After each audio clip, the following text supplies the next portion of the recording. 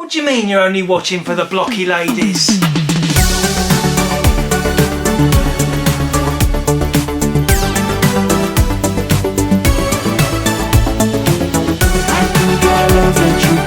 I think I love Retrogames. This week on the Retrogames show, Jace promises not to eat any more cheese before bedtime. And Retrogamer Gav struggles to make a new friend. That is a stupid name, isn't it, you maggot?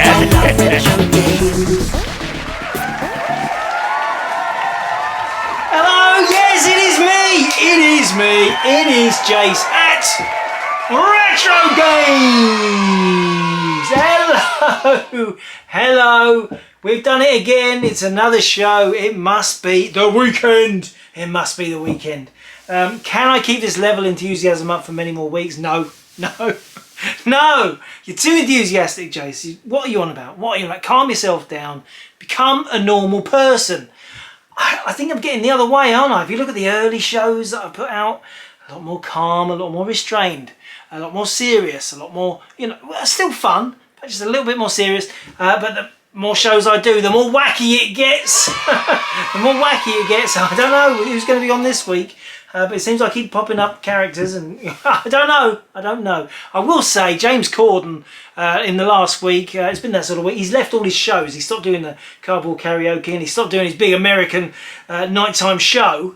I'm just saying. I have been compared in the past, much to my chagrin. Yes, I just think you want, it's time for you to get a proper presenter, isn't it? Proper presenter. Me, come on. Ring me up, find me. Email me and just give me a job on big mainstream TV. Wouldn't that be fun? But they're not going to. They are not going to. You know why? Because I'm too wacky. I just get too wacky all the time.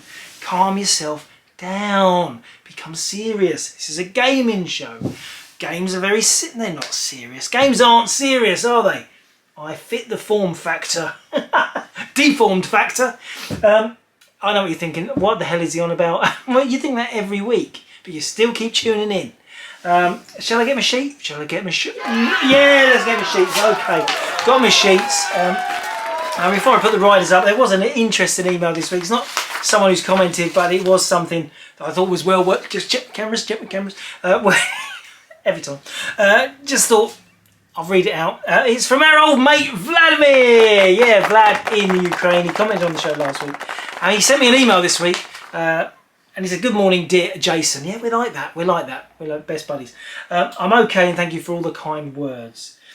Finally, he got his parcel. Yes, he got his parcel. He got his Mega Drive game. And it works. He said the parcel did get a bit squashed, but the Ukrainian post system is still working. Thank the Lord for that. I can only imagine everything cut off. Fighting for supplies. But the Mega Drive game got through. Okay, yes, really hard to get a loaf of bread, but you did manage to get a Mega Drive game. I'm not saying anything about priorities, but strange. But anyway, I'm so glad, Vlad, that you got it, and he's really, really happy. Anyway, he said also, huge thanks for the opportunity to participate in the show. I was a bit mean to him talking about Fireman Sam last week. He says it's made him very proud and it's an honour for him. Isn't he a lovely guy? He said his words, not my words, his words. He's madly in love with what we do. He's got great respect for us. And this show, he says, is very bright and fun. Don't stop. Keep going. I'm doing this now for Vlad. I'm keeping going for Vlad. God knows what he has to put up with on a daily basis, looking after his family. The least I can do is make this show and give him a little hour of respite once a week, just seeing how crazy we are in the UK. Best wishes to you, and of course lots of thanks. Your big friend and fan from Ukraine. Thank you very much, Vlad. Thank you for commenting. We'd still like to know about your first gaming experiences though. Do you have lots of friends that you play games with in the Ukraine? Is it a social thing? Is gaming popular still over there? I mean, lots of questions. We've got a lot of questions.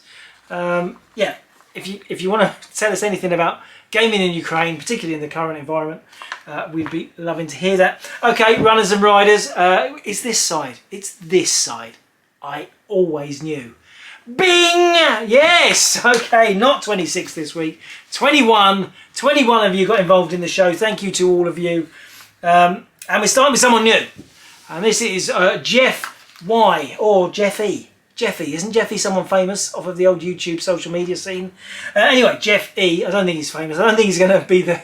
He's not going to be the catalyst to send this show into the stratosphere, sadly. He is from Tadley. That's Tadley. Is that Yorkshire? It's Yorkshire, I think so. He said it's fake. Oh, now I didn't look this up. I meant to look it up. I didn't.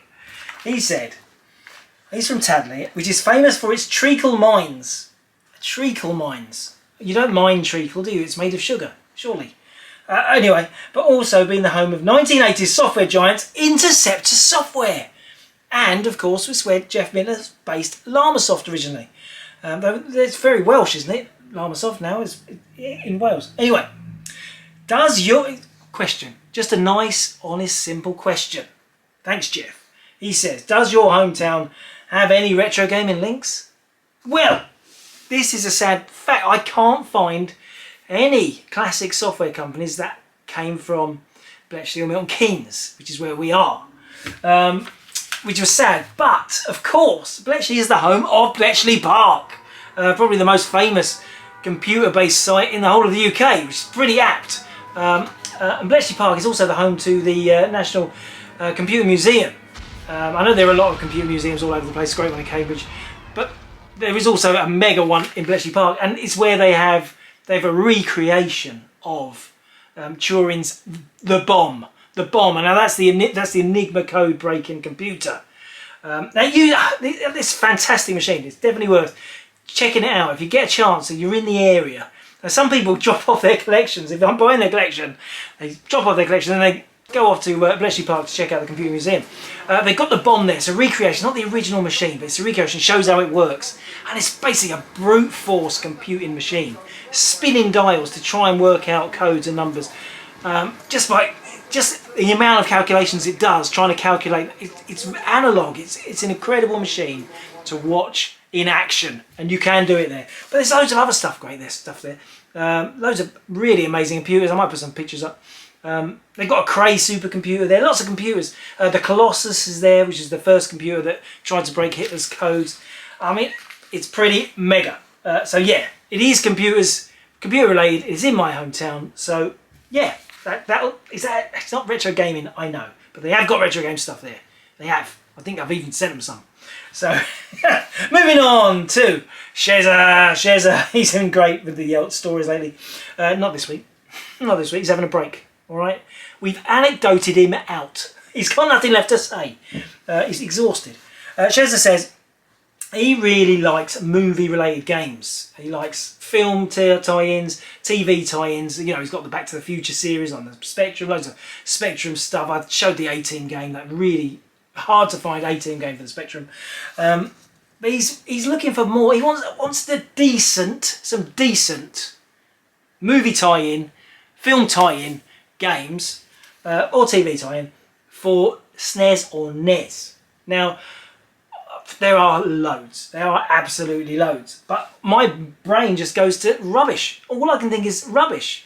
The Batman games not great, are they? I think SNES. Family Dog, was that a cartoon? I think it was. I don't know why that sprung to me. Wayne's World. Yeah, very disappointing at the time. Page Master, yeah. Star Trek Next Generation. There's no classics there. I think he's asking for a bit of input, isn't he? Anybody got any for Sheza? A good, fun to play licensed game for NES or SNES. For the NES, there's loads, isn't there? There's Indiana Jones, Temple of Doom.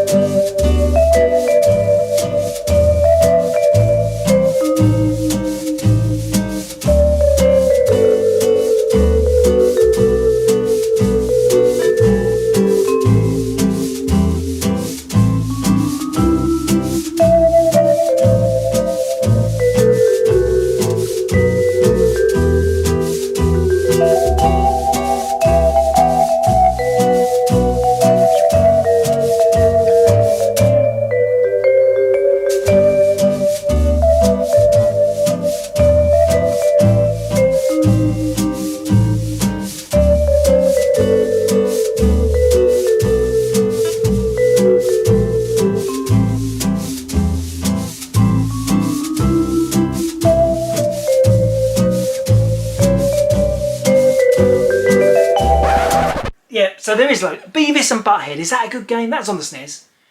It was okay, wasn't it? South Park games, are they only... I don't think South Park's on the SNES actually, no, it's N64.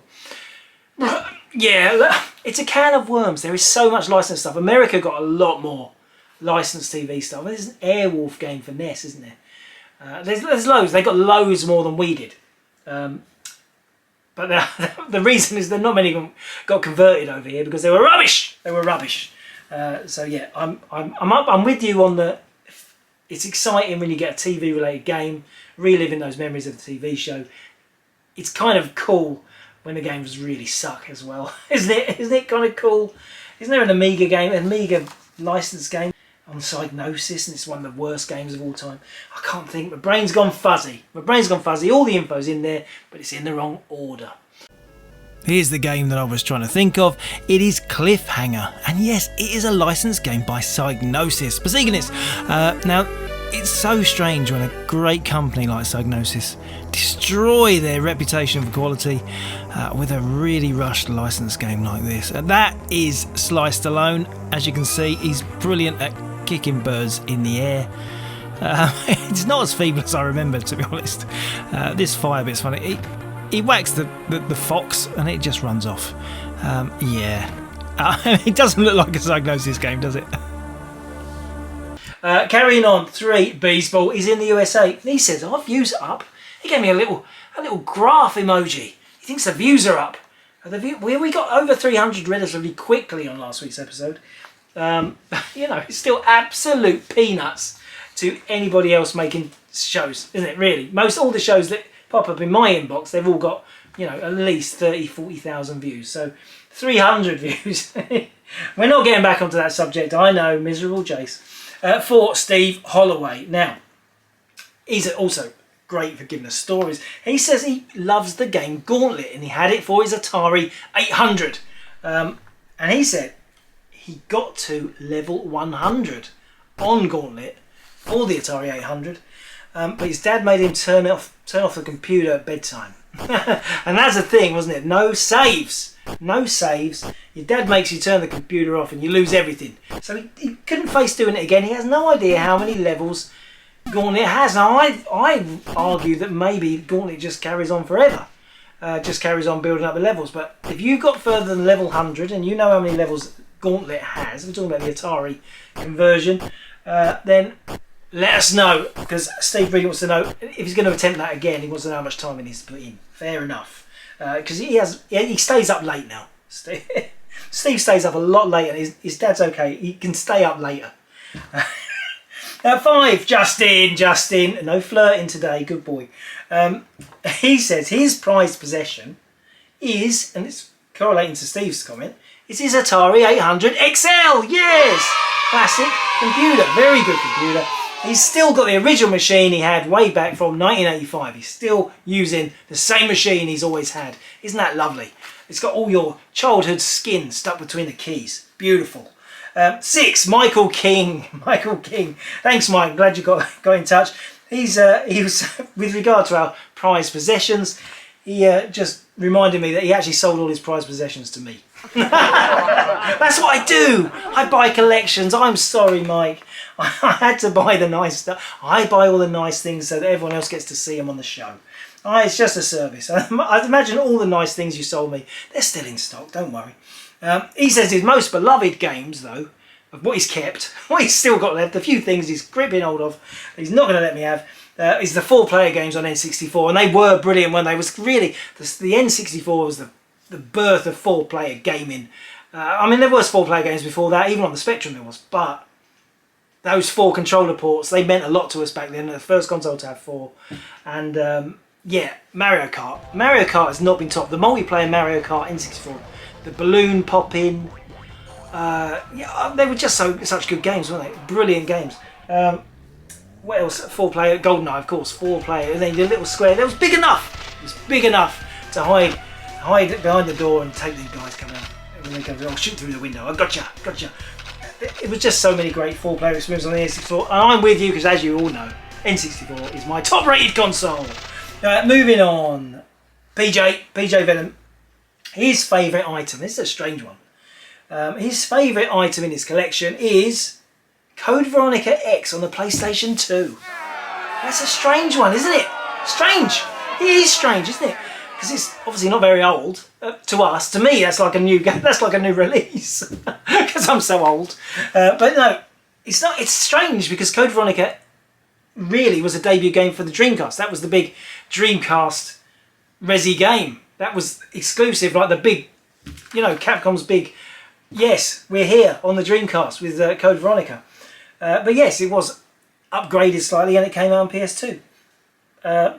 Yeah, anyway, just a strange, out of all of the games from all time, that's your favourite game. But good, thanks BJ. We're not judging, we are not judging. We all like everything for different reasons. For music, he says his favourite music is Streets of Rage. I'm guessing he's saying Mega Drive. Streets of Rage 1 or 2. Here's a bit of Streets of Mage. I'm sure there should be a game called Streets of Mage. Streets of Rage, the music.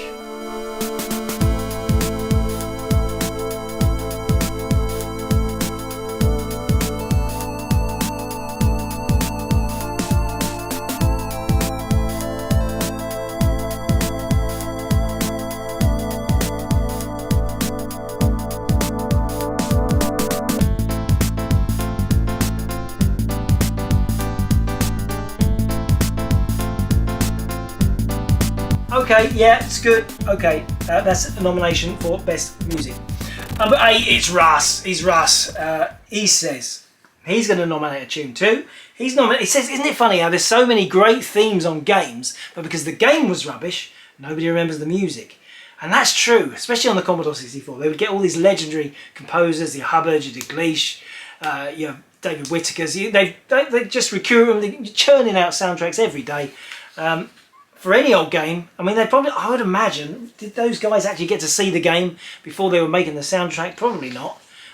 So the company would just like, oh well, as long as you've got this soundtrack, it doesn't matter what fodder the game is, we'll just churn it out, and people would just go on about it for the game, for the music. I mean, you could say that about Crazy Comics. Crazy Comics, the game was pretty ropey, but the soundtrack turned it into something else. And he says, check out the soundtrack to One Man and His Droid by Meistertronic. Everyone forgot about it because the game was so naff. It's not that bad. This is the music.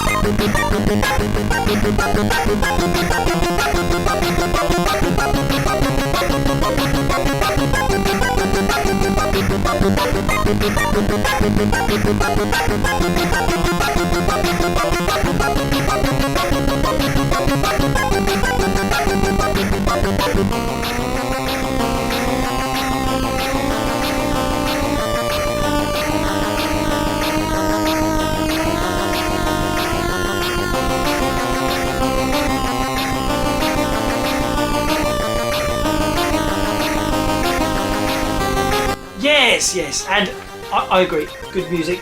Now, he also joined in on his favourite items. Obviously, we're saying like the top item in your collection. He didn't give me one item. Not many people did. It's like, oh, these are the millions of items I like. And it wasn't about value. It was about what they mean to you.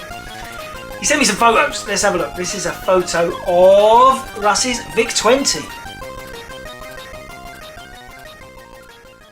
Yes, his original VIC-20. It's still got the sticker, the sale sticker, and his name where it was reserved for him in the shop. That is a lovely thing to have the original. What is that, for 1982, 1983? I don't know, the original VIC-20 still there. It's so nice to keep hold of something from when you're a kid. Someone told me a story once about their parents. They were a young lad and they were like out cars. They were getting cars, but the parents are quite well to do, had a bit of money, and they had a big barn.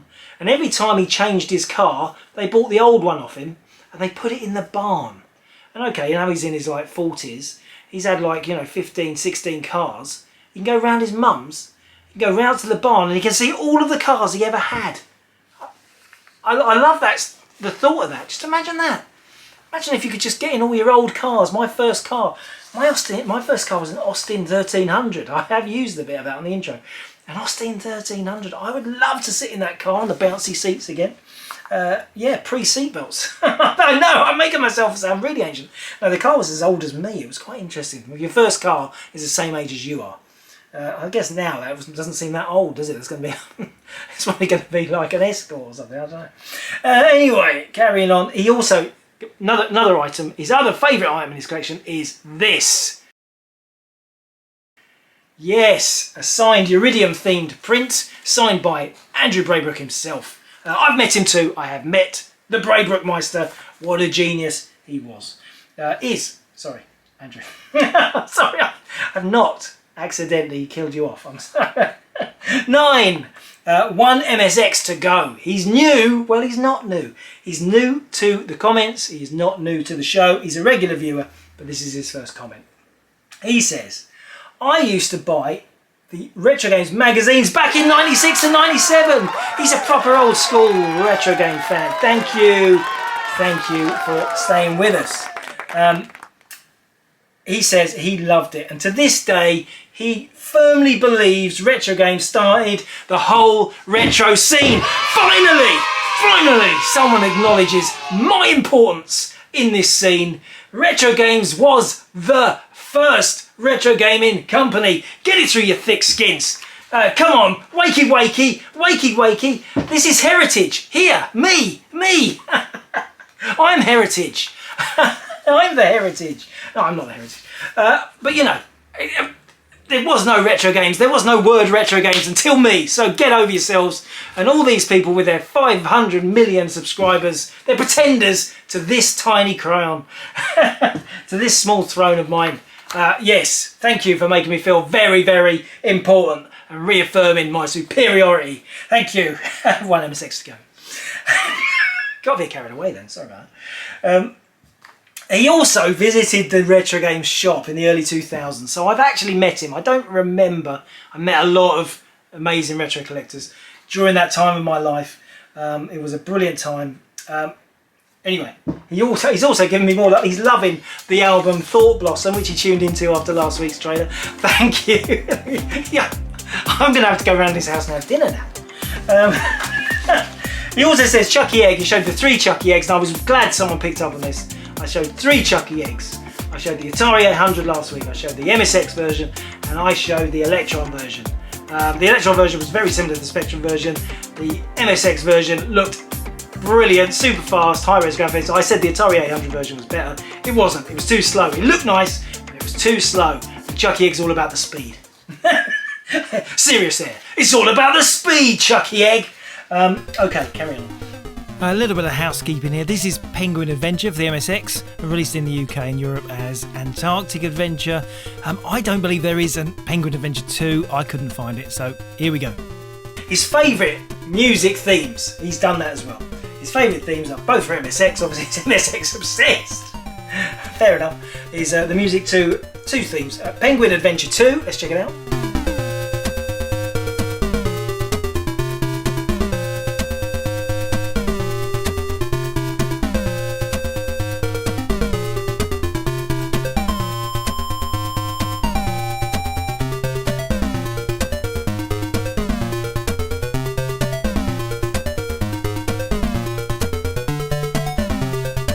And Space Mambo. Let's check it out.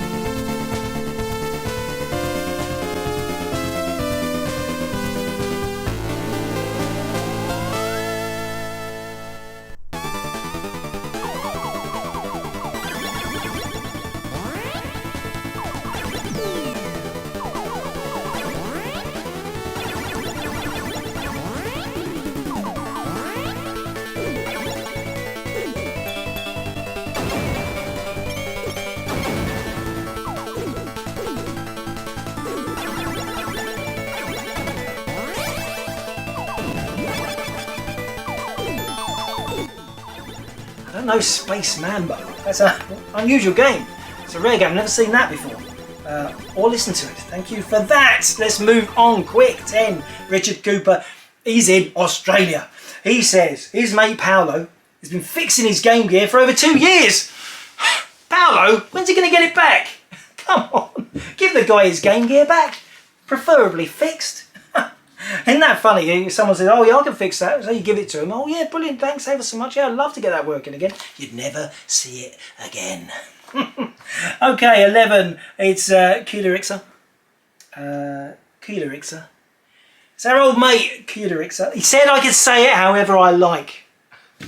I'm not changing my mind. Kularixa. He says that board game. He liked the board games. We showed some board games last week. He says it reminded him of Atmosphere. Now he said that's the most literal example of a video game you'll ever find, because it's a game which uses a VHS video to play. If you've never played Atmosphere, this is a bit of it. Give me your real name. Alright, my name's Gav. Gav, my name's Gav. I must have missed your middle name. Oh, my middle name's Raymond. That is a stupid name, isn't it, you maggot? Well, it's my dad's name, he's dead now. Answer me. Well, Raymond's my dad's name, innit? So, I think it is. So do all the others. do they? Now! Pick up the dice and roll it. I haven't got a dice, but I'll pretend to have a dice. I'm doing it. What number did you roll? 6. There are 26 letters in the alphabet, and you have rolled one of the first 6. What letter would that be? It's the letter F. F for Fiefers. Huh? F for Fiefers. If that letter is in your middle name, you will miss the number of turns you have rolled. If it is not, take a fate card. Don't like this. I'm kind of scared just watching that back. I played Atmosphere. It was a bit of one of those zeitgeisty buzz things. Everyone was playing Atmosphere. Oh, Atmosphere. Brilliant game. I played it with a group of friends, probably when it came out, like the year it came out. And it was like nothing else. It was exciting. It was like, oh, it was hilarious. So you loved it, and you thought, oh, I'll get a copy of this myself, and I got the game, and then I got my family around and we played it, and it's like, oh, almost hilarious, because I've kind of seen it all before. And then next time someone else in the family said, oh, let's play that again. I said, no, I've seen it. I've seen it. I don't ever want to play that game again. I've done it. But it was magical. That first time you played Atmosphere, it felt like a special event. I think there was Atmosphere 2, 3, 4. Like, they made a few of them. But it was a great idea. It was a fun game. Anyway, he says the favourite item in his collection is a Japanese handheld he's never found anything out about. Okay. Kularixa, you might have to send us a photo so we can all at least acknowledge what it is. Let us see it. Come on, email it at sales@retrogames.co.uk. Send us a photo of that Japanese handheld. We're all curious now. 12 is our old mate ZX Tetley. He enjoyed the board game bit. Yes, some of you enjoyed the board game bit. He said it brought back a memory. I fished one out down the back of his head. I got one back out for him. It was a memory of the Pac-Man board game. This is what it looks like. Introducing Pac-Man, an exciting board game from MB Games. Gobble, gobble, gobble. You control your Pac-Man as it gobbles up marbles and piles up the points. Watch out for the ghosts. You can move it in or out of the maze or back in as long as you... Gobble, gobble, gobble. And the one who gobbles up most wins. Pac-Man from MB Games. Yeah, the Pac-Man board game. His dad hated it. He loved it. You know, they got it from Argos. They've set it up on the board. You know, it is a tedious game of picking up marbles. A bit like, you know, it was the most popular of those video game related board games. We did get it in this collection, but someone in the office snaffled it up and it didn't get onto the site. That doesn't happen very often, but we let them get away with that. But in this case, it's only a board game. Have it.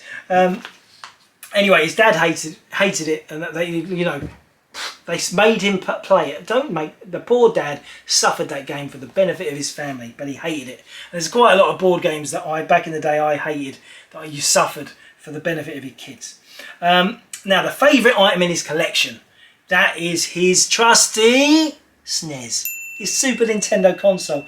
He says, it went everywhere with me. He used to leave it in the hotel staff room for the post-club pub Mario Kart Smash TV and Bomberman sessions. That SNES was used, abused to the extreme, but it's still alive and kicking. Yes, that's it. It's a world-weary, worn-out SNES, still working, but it can tell you a story. It comes back to drunken nights, spilling stuff all over it, playing your old Bomberman on there with all your mates. I mean, brilliant. There's something about that in there. That's part of your fabric of life, isn't it? This is the international sign for fabric of life. Yeah, it's like the fabric of life that has been part of your... You can probably leave that in your will to someone and they won't give a monkey's and they'll put it in the bin. But it meant a lot to you and I love it. 13, Retro Bear. Retro Bear said it's hard to say what the most valuable thing is in his collection. It wasn't about value. It was about what it meant to you, Retro Bear. It's about how special it was and how, you know, embedded in your history of gaming it was, that precious thing that you loved. For me, you know, I've got a few. I was going to bring one on, but not many people have done it. But I will. I'll come back to it. Anyway, he says his collection is mostly rubbish. He runs his own retro gaming channel. Yes, dominated by Wii games behind him. But yeah, he just says his actual collection is rubbish. Then buy some nicer things. Buy some nicer things. I might have a few things for sale. 14, it's Retro Import Gamer. It's our old mate. Konnichiwa, everybody. And konnichiwa to you, James. Now, I missed him out of the list last week. And in fact, is the old list still floating around? Oh, I said I'd recover what he said, but I forgot. We might come back to that, what you said last week, but we're definitely covering you this week, James. I'm sorry if I missed you out. I skipped you, see? I'm getting old. I have not got me glasses. He says, here's top themes. We've got 3. He's given us 3 top game themes. Let's go for it. Renegade on the 128K Spectrum.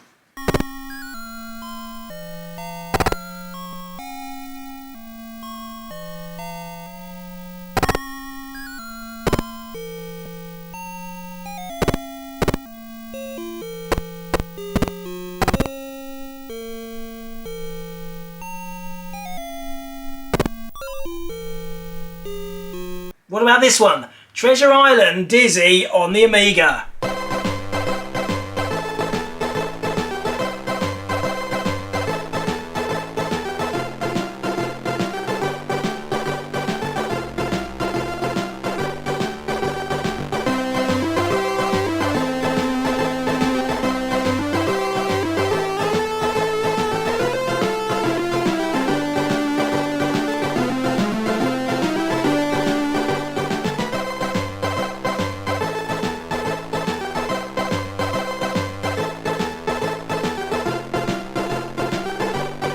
And the epic Lotus Turbo Challenge on the Amiga.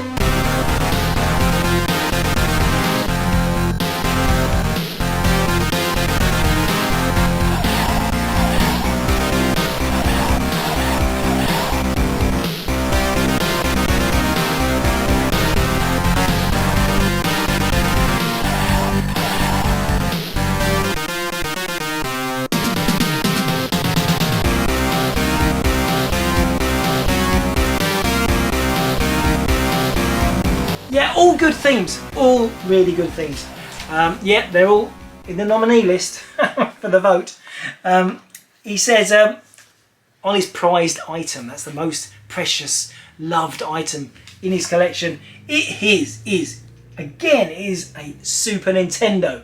It's his USA Super Nintendo, still sealed in the box. He's got one still sealed in the box. Oh, what about if a burglar came in, went to your games room, they didn't take it, they just opened it.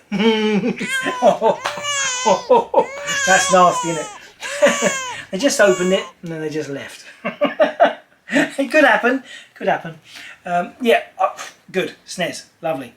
He also says he also got into board games as part of his collecting habit, and he's got no room for them now. They're taking up too much space, these board game collection, which he never plays. I got the feeling he's going to try and sell them to me. Moving on, quick move on before he does. 15, Retro Fiddler. Retro Fiddler, I know it's not that. Retro Fiddler. He loved the Blueprint board game. I don't know if that's ironic or not, if he's just winding me up. He might be winding me up, he might be. 16, Gen Pix. Our old mate Generation Pixel, he's from Scotland. He was really losing faith in the show when I started showing board games. Fair enough. Until we got to the Defender and the Centipede board games. Now, aren't they amazing? They were amazing. There's a whole series of those MB game-related. They all match. They've all got lovely spines. You've got your Centipede. You've got the Pac-Man that we talked about. There's Zaxxon. There's a really lovely Zaxxon. There's others. I'm sure there's others. Very nice things to collect. I mean, even if you don't collect board games as a rule, if they are classic video game related board games, there's something very appealing about it. There's definitely tickles my fancy, that's for sure. Quick Russell. Anyway, he says, my favourite item in my collection is this. And he sent us a photo. Let's check out the photo. That's not just one item, Gen Pix. That's a lot of items. I said, well, surely one of them is your favourite. He said, well, obviously Final Fantasy VII is the best game, but he loves all his Final Fantasy games equally. And it's just nice. It's nice to have a passion. No little characters. Not about character dolls. There's so many plushies and like little figures and stuff of Final Fantasy. You must have a load of that stuff, Gen Pix. You must have. I think I've seen it in the background of your videos. But anyway, they didn't make it into the photo. It's just the games. Anyway, love it. I'm sure a lot of people agree with you. I'm sure they do. 17, Retro Games revived. It's our old mate Sean. Last week he told us that he worked for Alternative Software for his work experience. He did 2 weeks working there. And I said, well, what did you do? Well, this is what he did at Alternative Software. They just sat me at this one computer, which was basically a database of their warehouse stock. I could search any game and it would tell me how many copies on each system they had in stock. It was the most boring 2 weeks of my life. That's all he did for 2 weeks. It's kind of heartbreaking, isn't it? It's kind of heartbreaking. I mean, why was it? Were people asking you to look things up? Maybe they were. How many copies of that have we got? How many copies of that have we got? I don't know. Strange. Very strange. I bet you'd like to go back and, I don't know, do it all over again. I don't know, maybe not. 18, Jason Voke. He's also excited by Flashback 2, which was announced a couple of weeks ago, and we showed a little flash of the trailer last week. I was excited about that. He says he likes all these remakes of the classic Amiga games, that kind of massive. That was a great era, the 16. Those all the ideas. Suddenly there was the capabilities to put a lot of ideas from the 8-bit era into what they deserve to look like. You know, I always think of Weird Dreams. Now, Weird Dreams was a game that I really loved from the 16-bit era. It's about having weird dreams, like getting stuck in a giant candy floss machine, a strange garden where... it reminds me of Mario, that obviously, some vicious roses, walking on a piano, classic. This bit reminds me of Forbidden Forest, of course, Whacking the Wasp. This strange creature, like... dildo creature, can I say that? Yeah, whacking a dildo with a wet fish. It's just so strange. I mean, it's weird. And this big meat monster, yeah, it clucks like a chicken. I don't know. So yeah, it's like one of, what is it, Clive Barker kind of horror thing. Yeah, and look at this lovely schoolgirl. Isn't she kind and friendly? Weird Dreams on the Spectrum. It just doesn't work, does it? It needed 16-bit graphics to look how it looks and to invoke that kind of weirdness. Well, Weird Dreams didn't come out for the Spectrum, but it did come out for the Commodore 64. And here we have a few of the stages. So that's Biting the Roses. This is Walking on the Piano. I know what you're thinking. Here we go, Battle the Wasp. You know what's next? Yeah, it's those horrible things. And the meat monster. I'm talking rubbish. It's actually really, really good on the Commodore 64. So it needs 16-bit graphics anyway. Anyway, Flashback is one of them games too. He said he also really loved the sequel to Beneath a Steel Sky, called Beyond a Steel Sky, and he loved it. Loads of references to the original game. And he's absolutely recommended it. I haven't played it, I've got to be honest, I have not played it.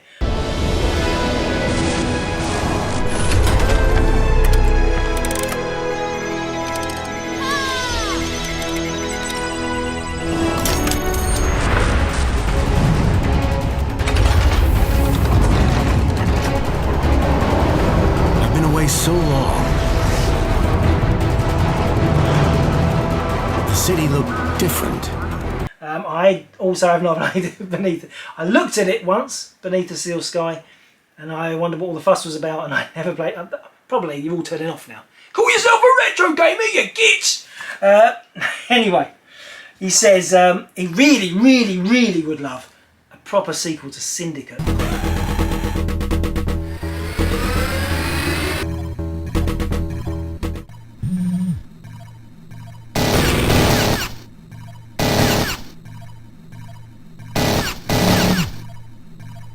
Now they tried, didn't they? Syndicate Wars on the PlayStation, there was.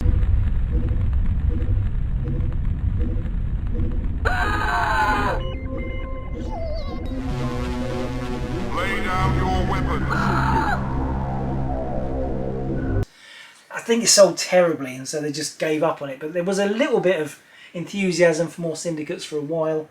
Yeah, anyway, I never got on with that game either. It's another game I played for about 20 minutes and thought, this isn't for me. And I usually like strategy, I just didn't like that. I know, call yourself a retro gamer! You can't like everything.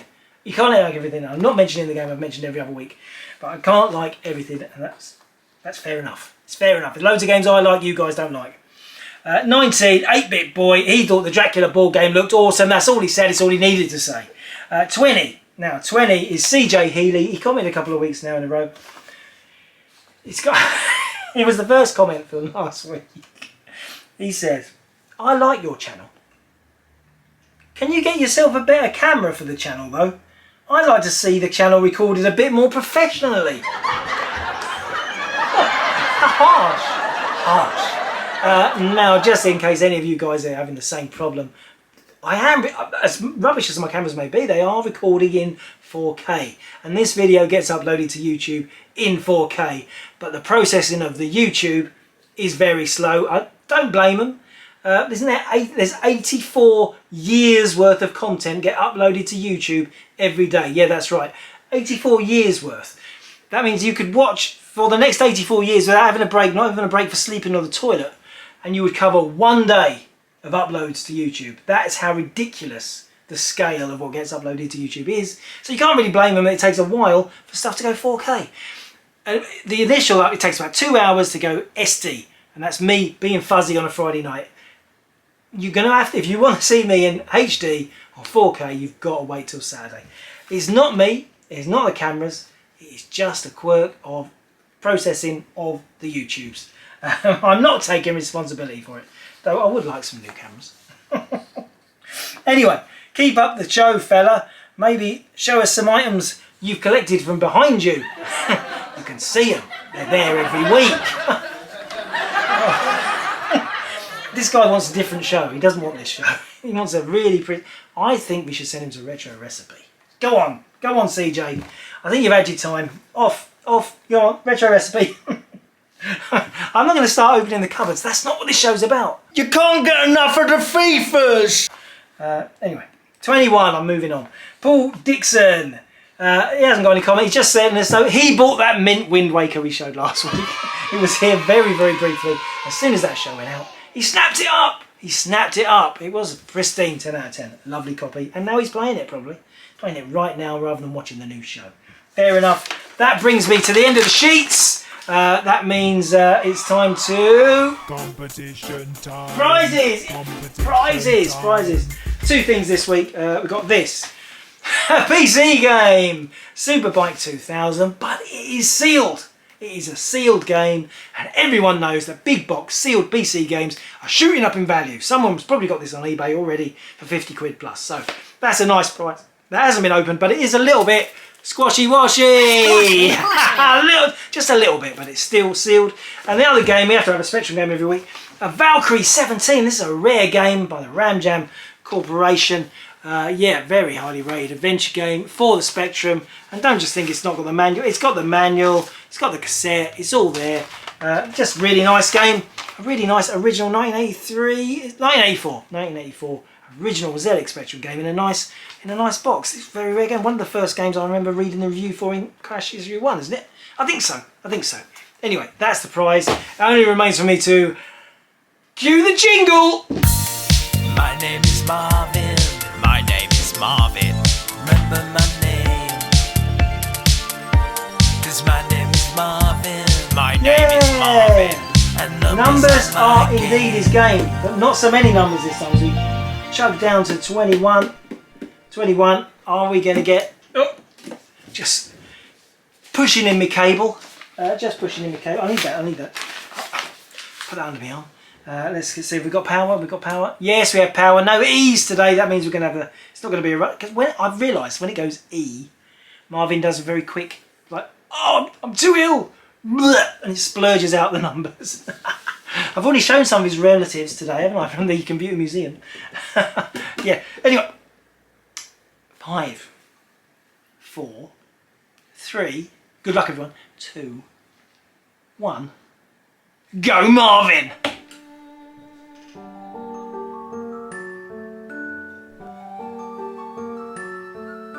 Whoa, we got there. It is 19. 19, and that is 8-Bit Boy! 8-Bit Boy. Did you win before? I don't remember. Anyway, 8-Bit Boy, if you want your prizes, just email to confirm your address to sales@retrogames.uk and we will send them on to you. Now, you know what bit of the show comes after this, don't ya? What's new? Retro games. Can you tell me what's new? Retro games, please. What's new? Retro games. Can you tell me what's new?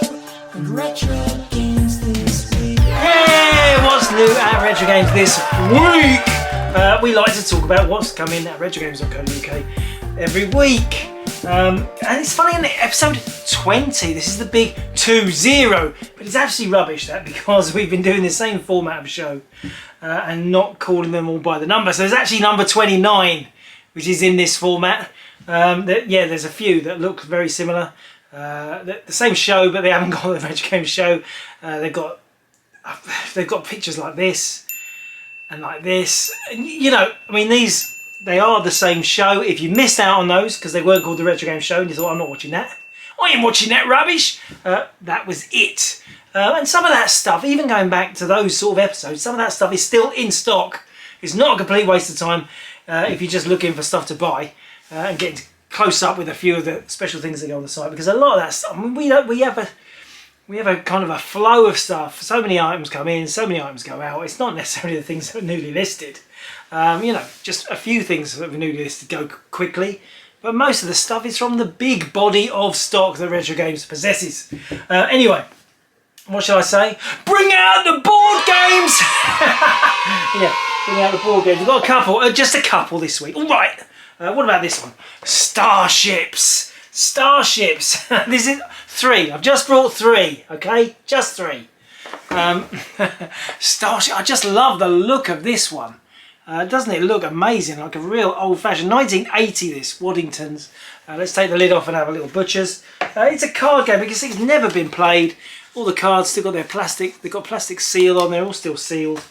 You've got the manual there, and you've got the board, a very plain board. Very boring, the Starships bit. But I reckon someone had this game when they were a kid, and this is giving you a memory, electric shock at the back of the neck. Starships, just a little, oh, pardon me. Can't resist. What's next? Now this game is video game related. Monsters in My Pocket. This was a toy based on TV cartoon, I think. Monsters in My Pocket, kind of Pokemon inspired American series. I think look at the copyrights there, 1991, but there is a video game Monster in My Pocket, it came out for NES.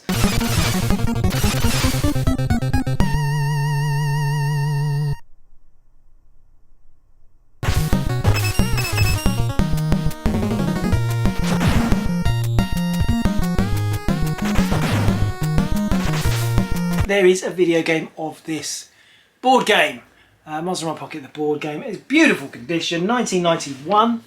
Can I open it? Can I open it? I think it's got monsters in it, you see. I thought it was worth having a look because it's got monsters.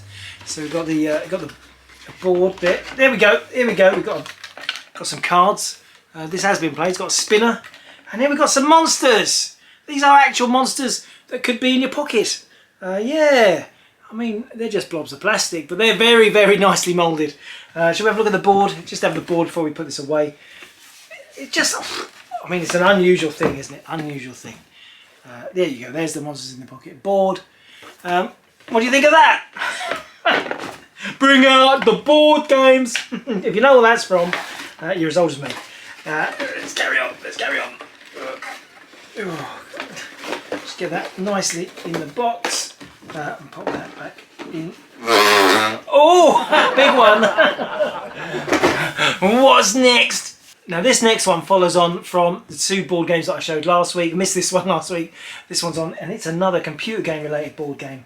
It is this. Pooyan, the board game. Now come on, this is special. This is a video game related board game. And yes, it's new and sealed. It's on that Ideal Strange brand Flip arcade games, when they made arcade games of classic video games. And Pooyan is a classic Konami game, isn't it?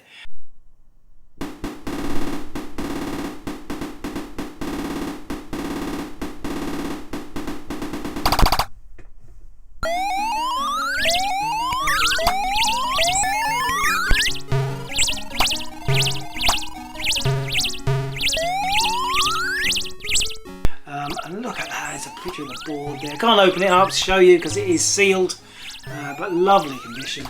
And let's have a look at the back. There you go. Pooyan, the board game. It's up there with the blueprint and the Tutankhamun from last week. Come on, come on. This is video game related. I'm not being naughty. What's next, Jace? This is big, and this is a toy, okay? It's not a board game, it's a toy. And it is called Steer and Go, and look at the size of it. It is massive. It is made by Matchbox. That's the toy car people. Just put it on the screen there. Steer it. Look at the condition of this.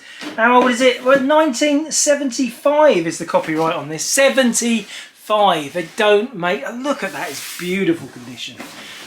Steer and Go. It's something to play with your toy cars. I'm going to open the lid and let you have a look at it. What a strange thing. Oh, you've got this round. This is the game board, and if you have a look in the box here, you can see it's got. This is the main part of the game. It's got controls.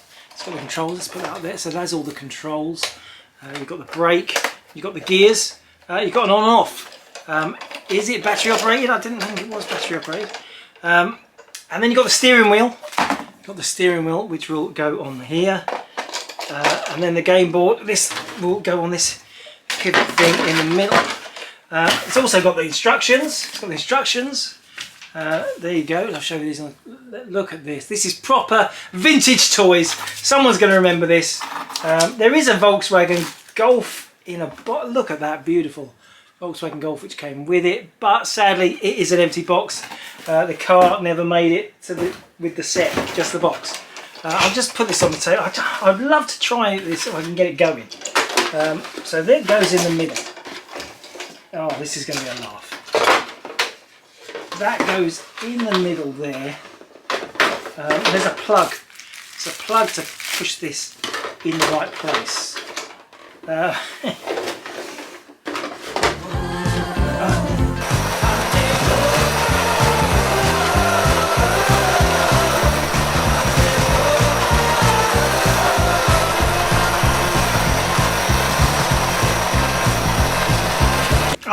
Okay, fair enough. I couldn't get it working, so I put it out there. No, it did power up. I got the light to come on, but I wanted to show it, me driving a little car around, and I couldn't, and I can't fix it between takes of the show. But anyway, it was just a lovely thing. I'm sure it's just going to be a little bit of a fix, and that'll be up and running. It's just a little motor thing, probably. Just a wire's come loose in there.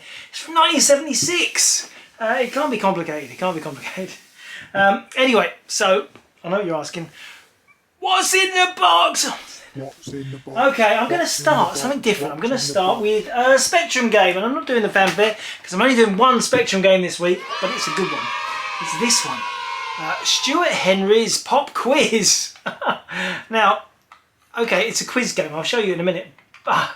It's got one of the best covers of all time. Are you ready? You ready? You want a close up of this, yeah?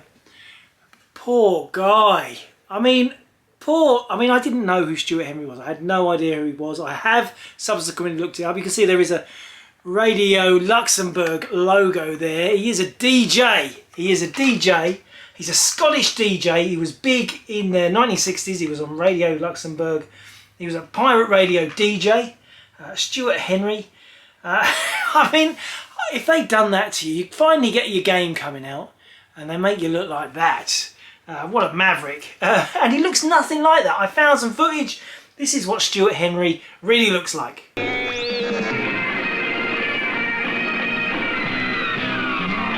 Hello, very good morning to everybody. Hello, my friends. Saturday morning is here, 5 minutes to 10. Stuart Henry is back on the radio.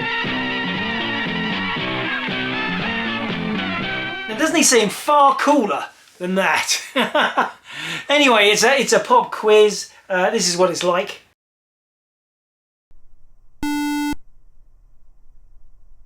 Yeah, it's a bit dry, and it's very hard to tell the tunes from the Spectrum's beep chip. But wow, I just thought that is an unusual game. Oh, there is a picture in there of Stuart Henry. Bless him, he is no longer with us. But he's one of Britain's best known disc jockeys. Yeah, fabulous. 1984, Bellflower Software. It's a rare one. It is rare. There's you get this on the site a bit. We have things that are super, super rare, so nobody bought them. And over the last 27, 28 years that we've been doing this, we have built up multiple copies. It doesn't mean it's not rare. It just means in the last 28 years we've had it 3 times now and nobody's ever bought it. But maybe this week something will change and Stuart Henry will find his pop quiz being played again in someone's Spectrum. Who knows? Anyway, one Spectrum game. That is it. Stuart Henry's pop quiz. Let's move on. What about this? Something for the Commodore 64. Yeah, Commodore. It's not a game, it's this. Now this, I love these kind of devices. Well, it's an emulation friendly device. We're not talking about emulation today. This is a digital tape deck. I'll put it on the screen. It has a screen there. You can see it's not had the, that's a pull off. I could pull that off, but I'm not going to. It's brand new. It's a digital version of a tape machine. And you've got a memory SD slot on the back. You can daisy chain and plug more stuff into the back, but this plugs into the Commodore 64. And it gives you a digital tape image, so you can download off your PC, you can download all your images of Commodore 64 games, and rather than having to faff around with cassettes, you can load them digitally just by pressing play on there and just treating this like a regular cassette player, but loading images rather than sound. Well, it's still sound, rather than winding tape. You get it. I'll put this back in the bag. But yeah, something different. We don't get many things like that into stock. Hobbyist stuff, and that's not the only hobbyist thing. This is a little bit tougher to explain. It's in a box. This is an yeah, okay, here we go. This is an OSSC open source scan converter. What? Yes. Oh, finally we got a OSCC open source scan converter in stock. If you know what this is, then you're very clever. It basically means you can run consoles as they were meant to be on modern TVs. It doubles the scan lines or something like that. It doubles the scan lines and makes old vintage hardware play correctly on modern TVs. Very sought after. It comes with a remote control. It's never been out of the bag. I'm taking it out just for you. It has its own. It's got some. Then those are for the. Component out, aren't they? We've got a VGA in. We've got HDMI out. We've got SCART in. Got a little screen on the front. Very brand new. Very sought after. Just to make it makes retro consoles look proper on. And I've looked into this. It's widely compatible with loads of things like NES, SNES, and all that. A lot of people are using these for Commodore, for VIC-20, for Atari ST, for Amigas, Apparently they just make everything right and look exactly how it would have done on an original TV. But obviously in a massive scale, because TVs are a lot bigger these days. So there we have it. What was it? Do you remember what it was? OSCC, Open Source Digital Scan Converter? Something like that. Something like that. Moving on. Let's move on quick. We've got some Atari stuff. We've got Atari ST games. What about this? Atari ST Loom.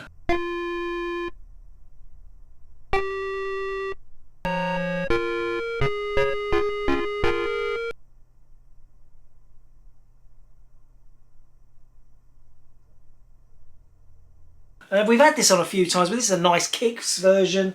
You know what this is. It's a classic adventure game on the LucasArts label. The full price version came with an audio cassette, but the kicks version never did. You've got the manuals in there, you've got 3 discs. It's just a great adventure, and when great things come in, we put them on the show. What's next? Oh, it's an even better one. What about this? It's the game that everyone wants. It's Zack McCracken.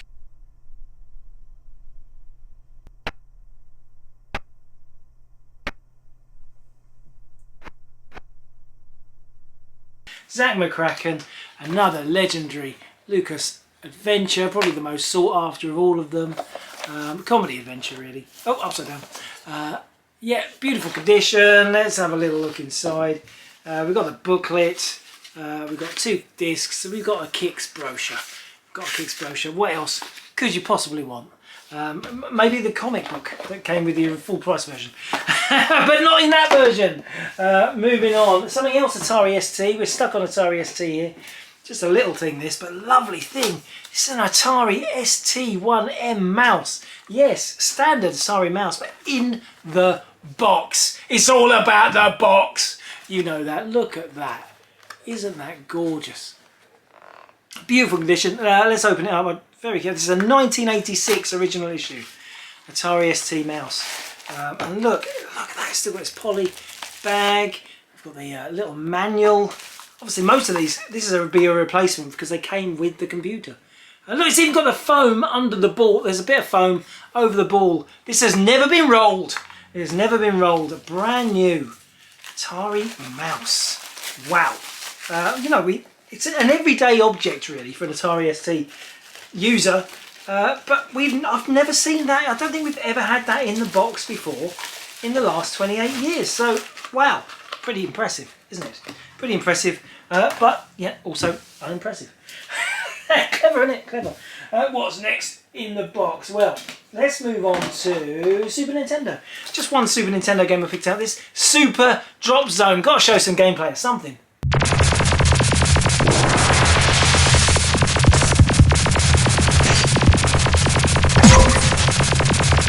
Yeah, Super Drop Zone. Archer McLean's legendary take on Defender.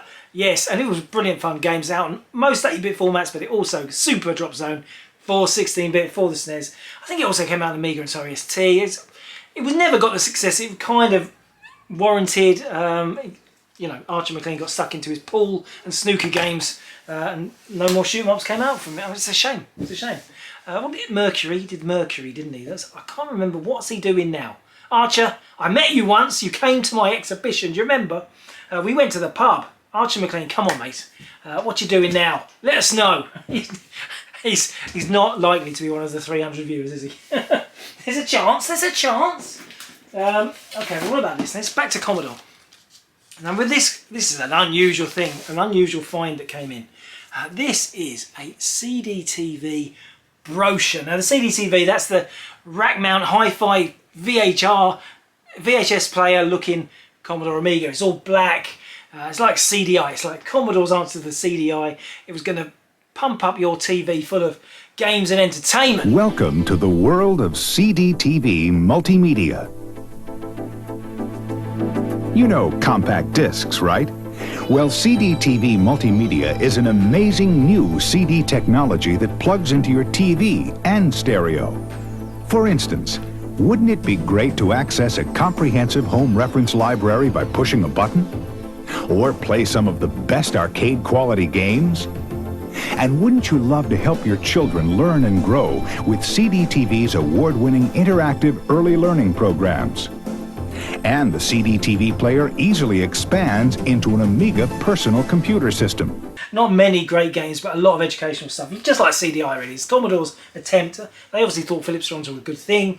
They're going to make their own version of it. And it was a lovely looking machine, but it was an Amiga at its heart. Anyway, this is an official original brochure. Are you sitting comfortably? Then we'll begin. And there we go. Look at this. Wow. I love these kind of promotional brochures for original consoles and machines. Are you bored? Let's just read a little bit. Story time. Are you bored with the TV?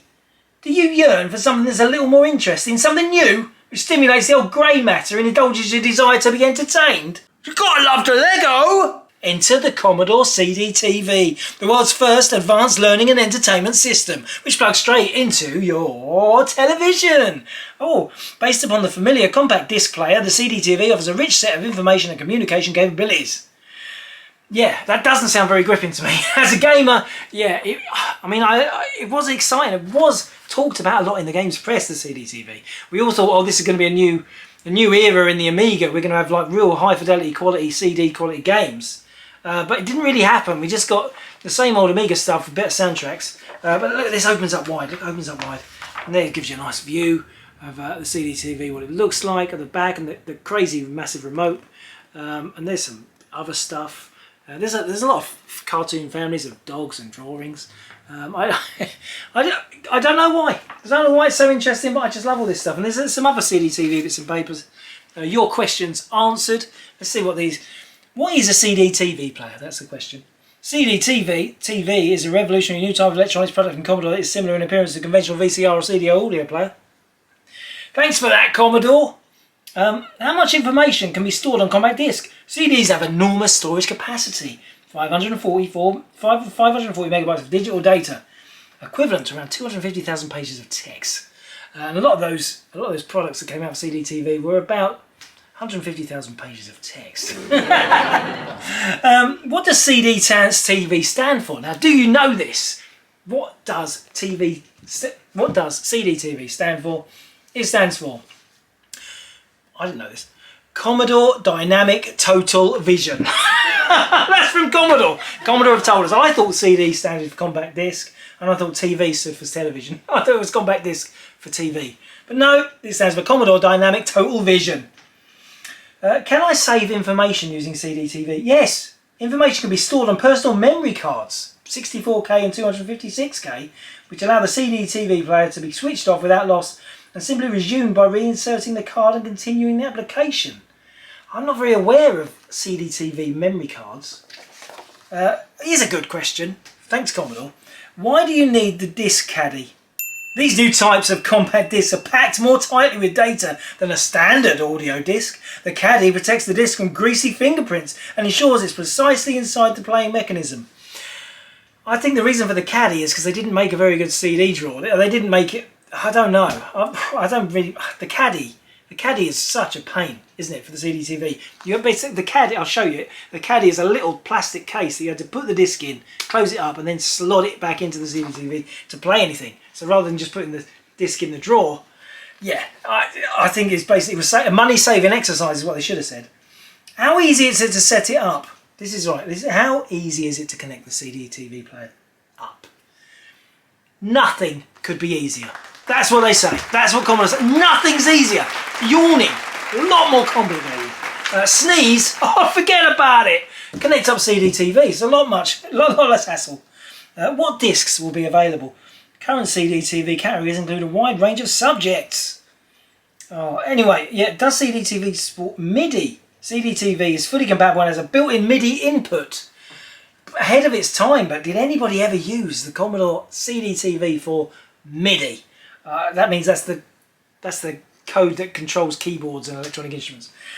Anyway, hang on.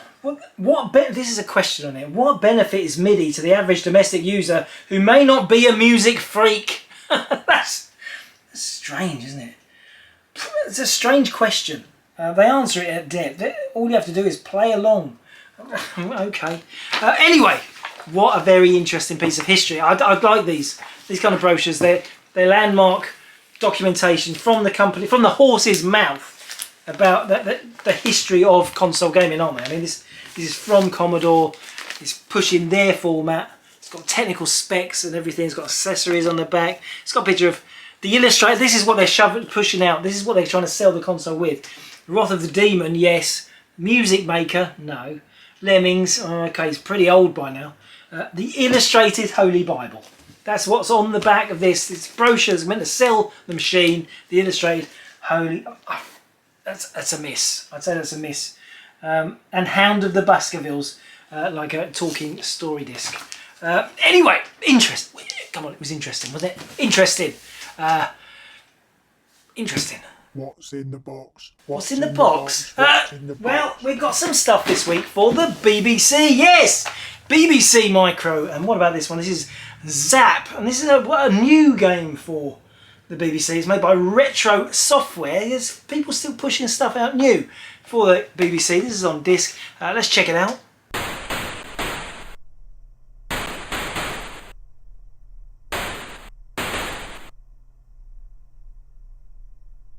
So as you can see, it's a pretty basic shooter. To think it's quite a new game, yeah, strange. Is it 2000? I think it is 2000s. I don't think it's, might have a year on it. Let's have a look. No year on it. No instructions either. No instructions. Just a plain inlay and a BBC Micro 5¼ inch disc. Yeah, strange, isn't it? Isn't it strange? What? There's probably a lot better games out there, original games, isn't there? Strange. Anyway, that was just to start us off. That was start. We've got some more Beeb stuff. We've had some Beeb stuff this week. We don't get it very often. What about this? It's an adventure game, Haunted Abbey.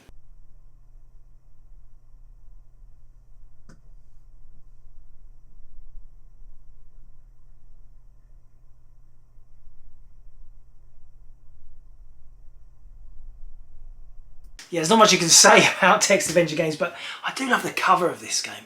Isn't that wonderful? Very creepy graphics. Creepy Crypt, it says there, but it's actually called Haunted Abbey. A&F, they're the people who made Chucky Egg. But yeah, it's a very rare game for the BBC Micro this week at Retrogames. What about this game? This is The Horse Lord. Now this is a really strange game. Go around the maze and get to various obstacles and then waggle away. I mean, that's meant to be, I'm guessing it's a jousting pole. Yeah, so you get to each obstacle. This is the river, we've got to go over the bridge. We're shot out of the end. I mean, there's a horse and he's shooting. It looks like a lolly. These are like two lollies in a battle. Reminds me of that game Warrior on the Vectrex. Very strange. You've got to get to the middle castle by doing these little mini battles. Bizarre. It's bizarre. Yes, what a weird game. It is very weird.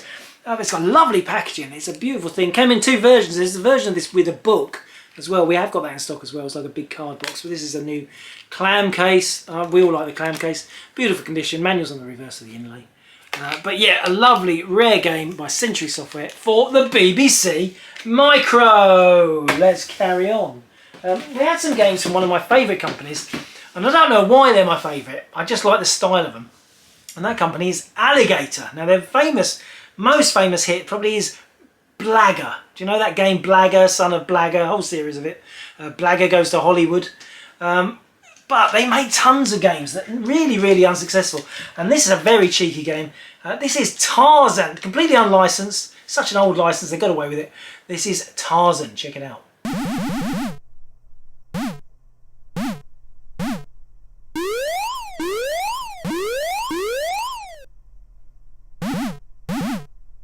Yes, a pretty poor platformer, but as you can see, it is done very nice on the packaging. I love these clam cases.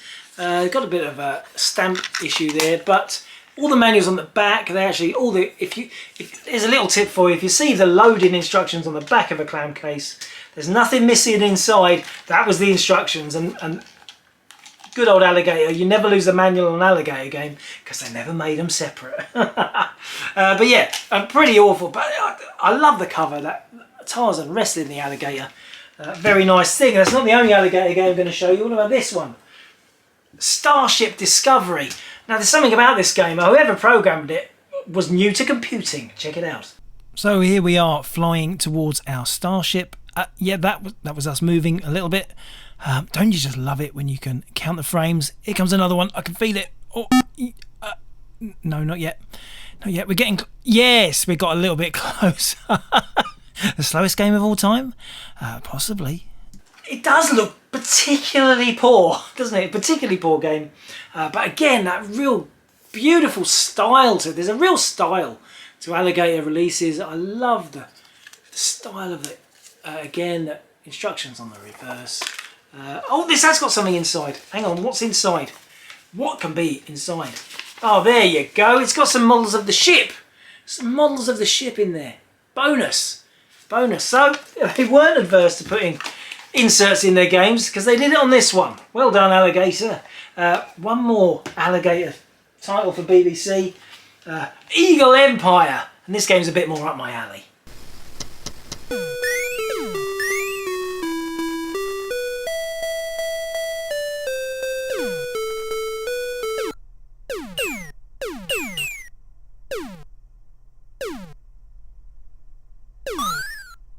Yeah, it's a rip-off of Phoenix, isn't it? It's a Phoenix game. But again, that lovely style, clam case, quality. I love the green surround. I just think Alligator games, there's something so retro about them, aren't they? I mean, they also line up lovely, spines out. And there's loads of Alligators. Spectrum, Commodore, there's loads, Amstrad even. There is lots of Alligator stuff out there, and they are all really poor games. But lovely to look at. The packaging is. One more thing in the box. One more thing in the box. We're trying to slim this show down a bit. Get it over with. Get it over with. Get on with your weekend. Let's see. What is the last thing in the box? The last thing. It's a good one. It's a Game & Watch. We had a Game & Watch this week. And as you know, whenever a Game & Watch comes in, we cover it on the show. It is Rain Shower. One of my favourites. I'll just show you it on the top screen. You can see Square. There's 3 games in this series.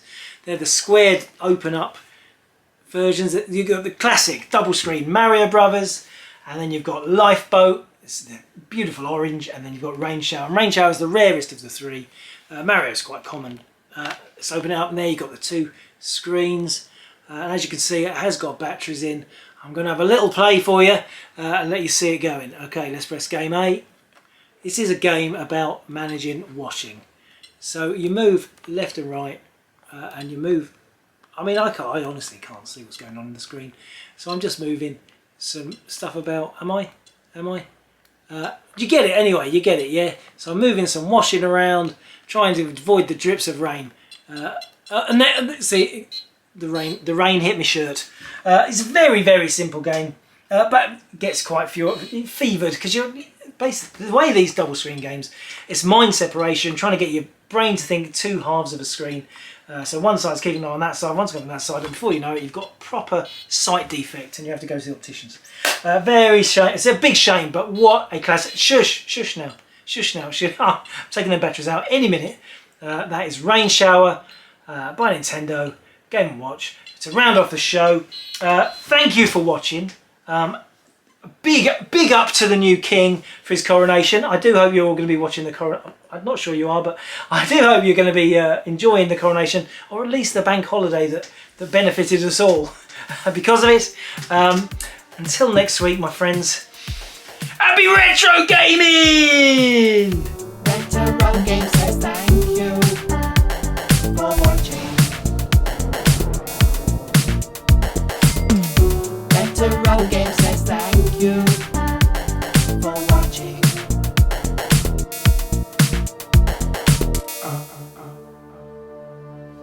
Don't eat the batteries! Don't eat the batteries!